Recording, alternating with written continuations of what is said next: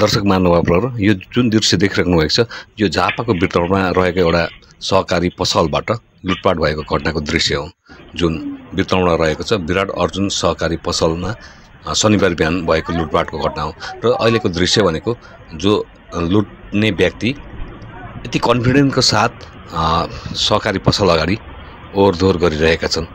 सायद उनले केही बुझिरहेका छन् यो पसलमा सटर खुला छ र बाहिरको वातावरण पनि बुझिरहेका छन्।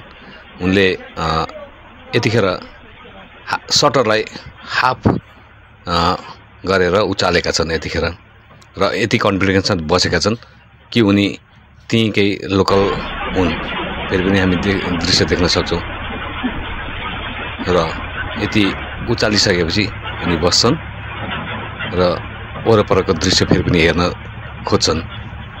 यहाँ मानिसको आवत जावत र गाडीको चहलपहल देखेपछि उनी नर्मल हुने प्रयास गर्छन्। यो दृश्य बिर्तमोटको हो र उनले हाफ सटर उचालिसकेपछि अब हामी देख्न सक्छौं उनी छिरेका छन्। उनी जो लुटपाट गर्ने व्यक्ति हुन्। यो बिर्तमोटको घटना हो र सोझै काउन्टरमा रहेको पसल काउन्टरमा रहेको यो ड्रोवरबाट पैसा हतार हतार गोजीमा हाल्छन्। दुवै गोजीमा हाल्छन्। भुइँमा झरेको पनि उनले छाड्दैनन्।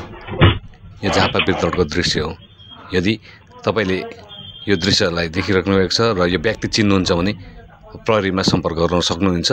यो झापा बिर्तमोटको दृश्य हो। यसरी लुटिएको छ सहकारी